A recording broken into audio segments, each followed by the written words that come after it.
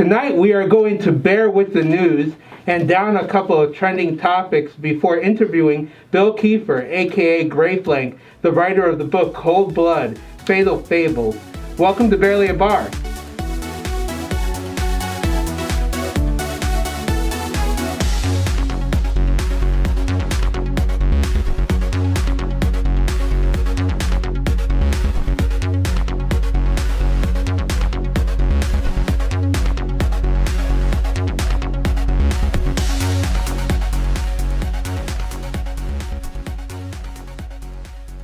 Tonight's special guest is the published writer Bill Kieffer, aka Greyflank. Welcome to the bar, Greyflank. Hey, thank you for having me. Now, before we begin, this is somewhat of a family-friendly show, so whatever you have in you, get it out right now. Okay, fuck, damn it, god damn it, god the Trump, oh my god, impeach the fucker. Rico him, just take everything away from him. Just let him have sex with his fucking daughter. Oh my god, she's not even gonna even notice it with all of them. God damn it, got it, Godfucker, bloody hell. Gummy bears! Furlough! Foreskin! You okay? International conversion rates. You alright? Yes, I'm fine. Okay. Thank you very much. We got that clear out of our system. God damn it. Alright, let's start with clearing up a bit of news from a story last week. Keyboard cat Bento did indeed pass away back in 2018. Bento, famous for the meme created with a cat playing a keyboard, succumbed to liver cancer on March 8, 2018, according to his owner, Charlie Schmidt, who alerted the Washington Post. Sad news about Keyboard Cat. Are you familiar with Keyboard Cat? I have an alibi. Okay. What? I have an alibi. I wasn't anywhere near her. Him. It. Wait, what pronouns did she use? Does anyone know? I thought it was just a cleft note. Alright. I don't look guilty, it's you. What? I'm not guilty. Nothing. In political news, Donald Trump now thinks impeach is a dirty, filthy, disgusting word, unlike he did when Obama was president. The topic, impeach Donald Trump, is trending this week. Special counsel Robert Mueller finally spoke about his report on the investigation of Donald Trump for the first time, and probably the last time. This also gave Americans a lesson in civics. Being a special counsel, he cannot say the president is guilty of a crime and can only make the recommendation that Congress act on his findings. This came about when people started comparing it to the case against former President Bill Clinton and the investigation conducted by then independent counsel Ken Starr, who was able to say Clinton was flat out guilty. So now we know the difference between independent counsel and special counsel. So this has a lot of people now calling for Congress to do its job, especially after Mueller said, quote, if we had confidence that the president had not committed a crime, we would have said so. So if Trump didn't commit a crime, the Mueller report would have said Trump did not commit a crime. So pretty clear. A lot of Democratic presidential hopefuls for 2020 are using this news as a referral for impeachment. Yes! What do you think about that? I think we can impeach him and we can RICO him. We can take all his stuff and take it away from him and his family and put them in the poorhouse where they belong or the insane asylum. Of course, there's even more news about Trump. Looks like he will indeed make history as the president who really knows how to sink your stocks. Trump looked at W's record and told voters to hold his beer. According to reports, Trump's trade wars have cost the stock market $5 trillion and counting. He recently announced tariffs on Mexico as well. Stocks dropped again for the 6th week in a row, experiencing its biggest slump since 2010. And the threat of tariffs on Mexico fueled fears that a trade war on multiple fronts could lead to the R word, recession. Washington will impose a 5% tariff from June 10th, which would rise steadily to 25% until illegal immigration across the southern border was stopped. Trump tweeted late on Thursday. Oh man, my Bitcoin was doing so well this month. Yeah, you know the thing is, it's just a distraction because normal trends at this time of year is that immigration drops down because no one likes crossing the desert in June and July. That's true. Yeah. Exhaustion and all. Yeah. Yeah, dehydration. Yeah. Starving to death, hurricanes, sharks, quakes, airplanes. Lenny Bruce is not afraid. In entertainment news, 50 Cent is no longer the worst pitcher in baseball history. The first pitch before Tuesday night's Kansas City Royals against Chicago White Sox game in Chicago was thrown, and it hit the cameraman instead of going over the plate. If you watch the video, the woman throwing it was posing for a pitcher before she threw the ball and hit the camera. It may have been the worst pitch because she was throwing the ball in a completely different direction, or the best pitch ever because she nailed that camera. She really went, pooh, done. The Associated Press identified the thrower as Chicago White Sox Employee of the Month. The photographer, identified as Darren Georgia, said he and the camera are all good. The pitcher worked for the White Sox for about 18 years, according to her proud daughter. Did you see that? No, but I thought we all agreed that Roseanne Barr had the worst pitch in any major league game. In other entertainment news, Robert Pattinson is officially Batman. Yes, Robert Pattinson, that guy who was made famous for a film that has vampires sparkling instead of burning in daylight.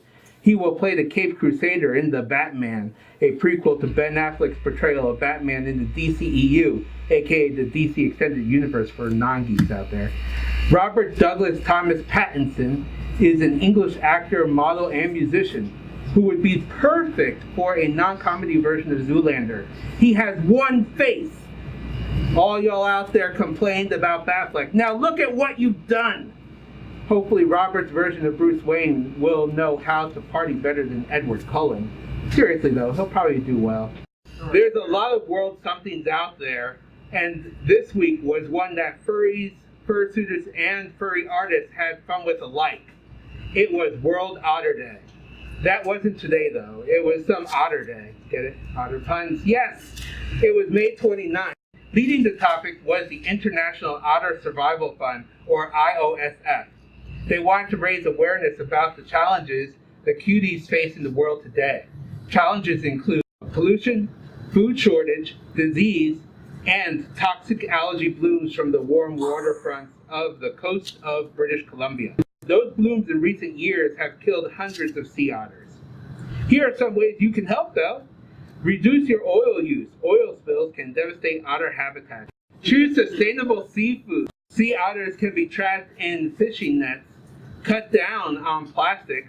Avoid plastic and styrofoam packaging, a massive component in ocean pollution. And be mindful of what you put down the drain. And use green cleaners and organic gardening techniques when possible. World Otter Day. Did you participate? No, I was having an outer world experience. Oh, nice. How did that go? Basically, we took a whole bunch of people in otter fursuits and threw them in the ocean to see if they could swim. There was a lot of screaming about expense and really expensive fursuits, and then I have an alibi. All right, that's better than other things. Yeah. The news can be a real downer. Sometimes it's great to pick up a book and be whisked away to a furrier world. Today, that world is Cold Blood, Fatal Fables. The writer is here with us today. Thank you for joining us, Greyflank. Thank you for having me. It's not everyone who will welcome. Aww. Thanks for coming. Honey, look away from the camera for a second. I'm glad to be here. I forgot what I was going to say. Oh, I forgot to bring Well, that's good that we had that thing. I forgot to bring your book. That's okay. We can do a film insert right up here later. Actually, I'll throw a graphic of the book up there. Yes. So the book is Cold Blood, Fatal Fables. Yes, it is. Now, when I first went to go into the book, I didn't realize that it was a series of stories. Yes. Yeah, it's a series of stories. So I do have a question for you. Sure. Let me just put on my serious face for a moment. Okay, go right ahead. That's a great serious face. I thank you.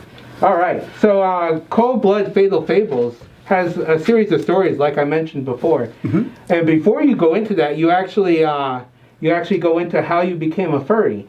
Would you mind retelling that to the audience right now? Because I thought that was great.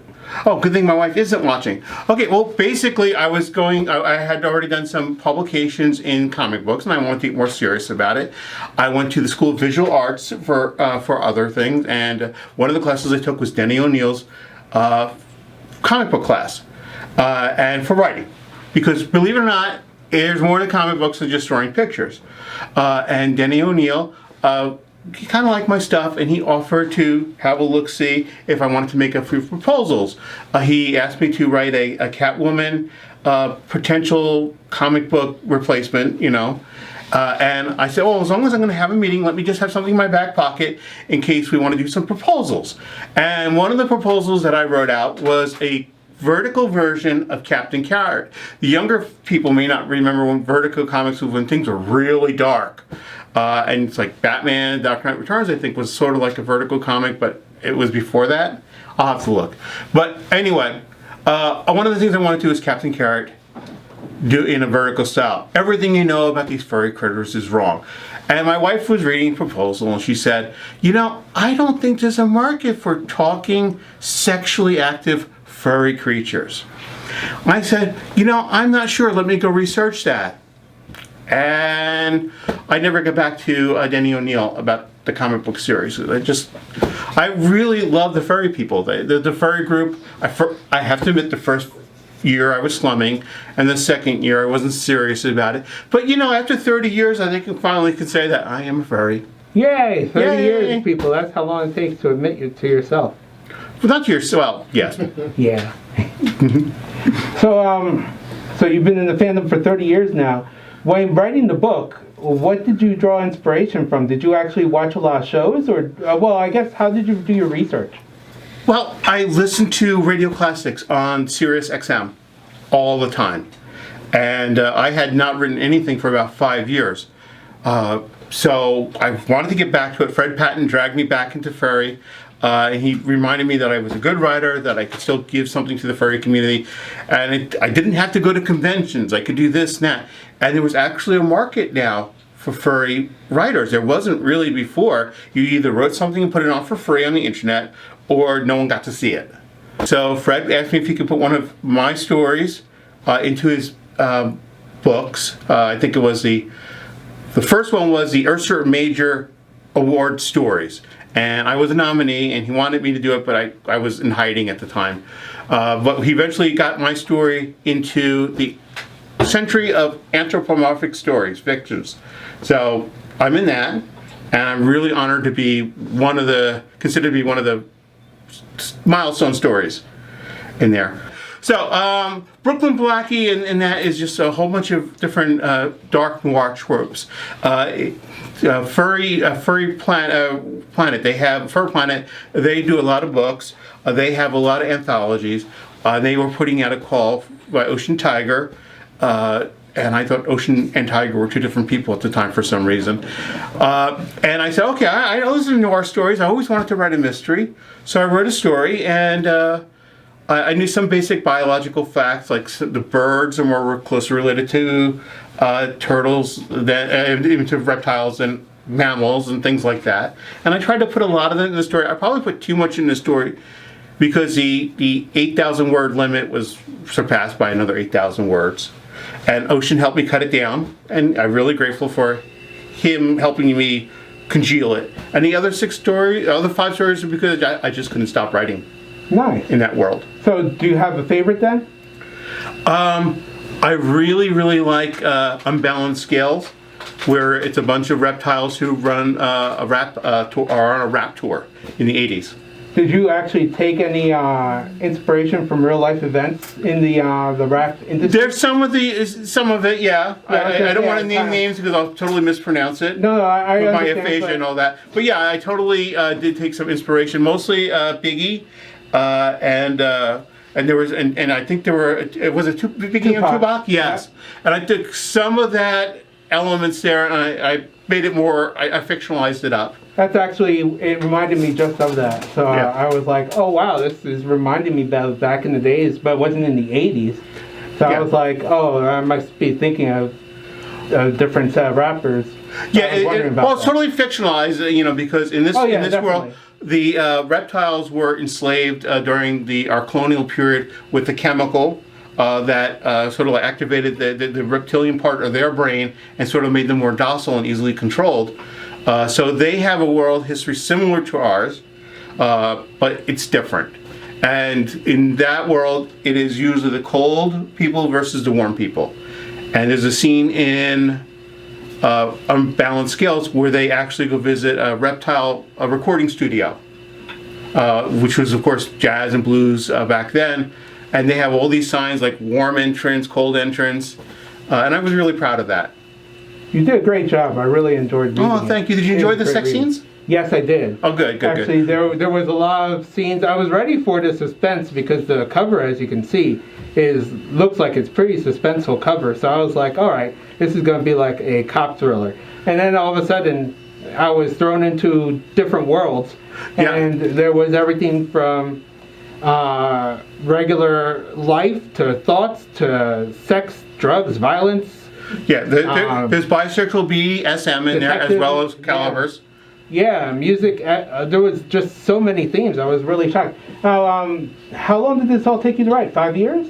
No. This probably it took me maybe 2 years to write it, and it took about 2 months for him to approve it.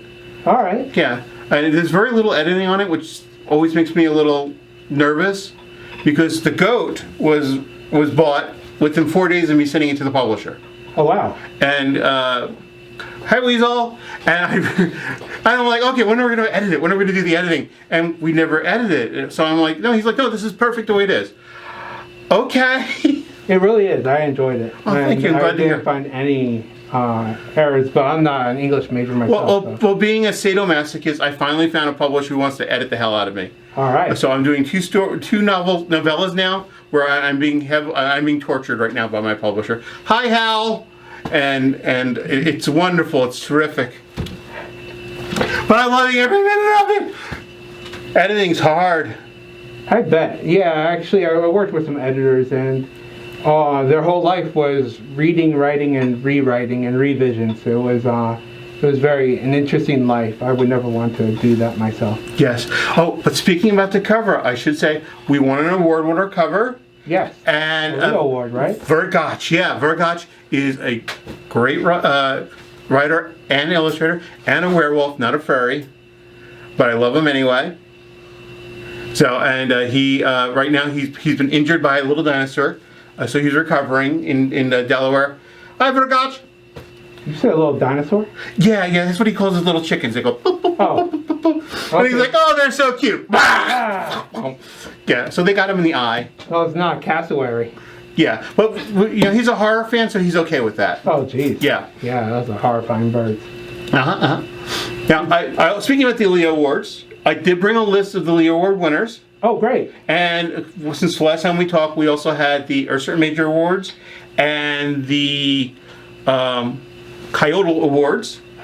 Hi, Mary. Hopefully I pronounced that right. Coyote Awards. The Ursa Major Award winners for Best Motion Picture was Isle of Dogs.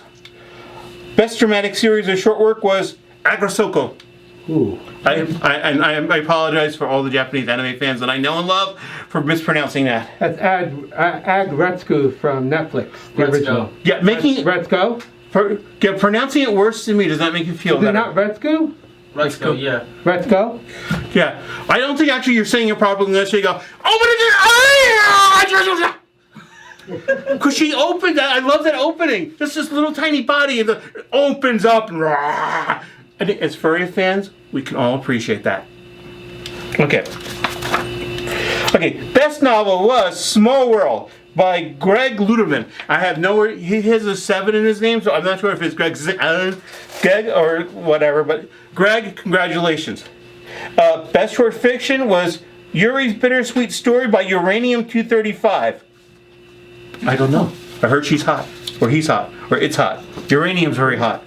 Okay. And let's see here for, let's see here. The best website went out to, website art. My pages might be out of order. Oh, there we go. Okay. Best other literary work was What the Fox, edited by Fred Patton, who unfortunately died this year. Oh no. Yeah. Now I am officially the oldest fairy. What was his name again? Fred Patton? Oh. Okay. Hold the applause. Okay. Best nonfiction work was Fairies Down the Rabbit Hole by Frederick Knudsen. And best graphic story was Lackadaisy. I have to buy that yet. I love Lackadaisy. I bought it. Oh, how was it? It's great. Okay. Best comic strip was Carry On by Kathy Garrison Kellogg. Best magazine was Culturally Effed. This is an online magazine, I believe. I wouldn't know anything about anything that uses curse words. Okay, and the best published illustration went to Pirates. Let's see, but he beat out some really good competition. Tegan for the cover of Claw 1, Tracy Butler for Murder in Surfer's Paradise, The Massacrer cover for Exploring New Places, and Ashley Ash for Will You Be My Valentine. I have not seen that picture yet. Okay, and the best game went to Delta Ruin by Toby Fox, who apparently ruins everything. Ruin, never mind. Okay. Toby Fox, isn't he the one that did Undertale? Yeah. Yes. Go Delta Room. I have not. I'm assuming if it's Toby Fox, there are going to be a lot of fan fiction and fan art based on, because when that other game came out, yeah, oh my god, I know more about that game. I've never played it. Our best website was E621, and not just because I'm there every day. Okay, the best served fruit went to Sonic Fox, which was made by Yusha Zen at Fursuit Enterprises. Or okay. So, congratulations, everyone, and thank you, Flera, for giving me a list to read. Speaking about another list, is it okay if I give you the other list? Oh, sure. Do you want to read a list? It's your show. Oh, I can't read it. Oh, okay. It's got to be bigger. Maybe different glasses. Yeah. Okay. Different glasses. So, the Leo Awards is where the novels. Now, the Leos are literary awards, and they're different than the Ursa Majors, and not just a popularity vote. People from literary backgrounds actually read these stories, and then they vote on with each other on which stories are. So the stories have to be nominated or given to the editors to read, or the judges to read, and then they have to decide. That's why sometimes there's going to be multiple winners in here, okay? So the winners for these novels are The Demon and Fox by Tim Sussman, which, if you didn't know, is actually Kyle Gold's real name, or non-human name, or whatever. And then there's Heroine of the Rust by Lucas D. Aquina, and The Wonder Engine by Ursula Vernon. Novellas were Queen of Arts by Frances Pauly, and The Snake Songs by Mary E. Loud. And anthologies was Typewriter Emergency, also by my publisher Weasel, and Inferno, also by another publisher, Thurston Howe, and Raw 9, which I have a story in by Mary Loud, edited by Mary Loud, which comes out through Fur Connects. And then short stories are The Promise by T.J. Mind, A Road of Dust and Honey by Soreska Greywaven. I hope Soreska, I'm sorry, I'm probably giving your name a Russian accent it doesn't need. Let's see here. Smokey and the Jaybird by Slipwolf. And then the best covers were Heat 15 and Cold Blood Fatal Fables, which I've seen both of those. Nice. Okay, thank you. Are you tired of my voice yet? No. Okay. But you didn't know I was going to do all this when you agreed. Okay. Kyle Awards for 2018. These awards are different from the Leo and from the Ursa Major because these are awarded annually by the Furry Writers Guild, which I belong to. And they are by furry writers who have made a certain amount of publishing credits, okay? So if you are a published furry writer in the furry fandom, you get to vote on these things if you join the Furry Writers Guild. Okay, the best novel was The Moons of Busk by Lawrence M. Cohn. It's a professionally published book by Tor Books, so it's pretty good. Not that, professional publication is any indication of value. Okay, now, the best novella was Queen of Arts by Frances Pauly. You might have heard her mentioned for the other awards. Best short story was Sargos by Watts Martin. Hi, Watts. In row 9. And let's see here. One last page. The winner for Best Anthology, on 2 separate pages. Best Anthology was Claw 1. Claw 1 was the first all-female, not necessarily all the writers are female, but it's all about women. It's the same thing as Heat and the other anthologies, but this was better. It had women on women's sex, women on men's sex. There's a lot of women having sex. I have yet to read it, so if I'm wrong, I'm sorry. Ooh. But yes, that's how I'm going to imagine it. Now, I think the claw one was one of Fred's last reviews, and I want to apologize for Fred who said that female on female sex was icky. Oh. Because then someone's doing it wrong. Okay, would it ruin the magic if I took off my eyeballs? No, it will not. I am so proud of this costume. $5 at ShopRite, $5 at Dollar General. I'm so proud of myself. That's good. I mean, I know you put, what, 300 hours into this? And I don't know how many dollars? I didn't make my suit. Oh, that's right. It took you 5 years just to get it. No, this one took me 1 month. Oh, congratulations. Yeah, that's Cody made. No, Cody made. Oh. I gave him the character, and 4 weeks later, he gave me the suit. That is a nice turnaround. I know. That's turn amazing. around. I just like people doing that every time I say turnaround. No, this. Okay, good. I'm sorry. That's all right. Okay. All right, and that's pretty much the show for tonight. Thank you so much for the live audience that came out. Yay! We have a full house almost. We have only one free seat left. So, and if you are one of the people who want to come on the show, either at the bar or in the audience, feel free to message me and take advantage of one of my free seats. He actually has alcohol down here. It's barely a bar, though, so I barely have any of the drinks you want. Is this soy sauce? No, I think that's raspberry beer. What are you putting into these beer balls? Oh, that's a secret. Okay. There's nothing in there now. Well, no. I When you get haven't older, that loaded up happens. my bare balls this week. I don't drink, so thank you for not doing the bear balls with me. No problem. No, I'm like this sober. Thank you so much for coming. I appreciate it. I'm glad to be here. Thank you all for watching. Until next time, You're barely stay a bear. thirsty. Oh, yeah. Stay thirsty. Come to the bar to get a drink. Yay! Bye-bye! Bye. Thank you, guys.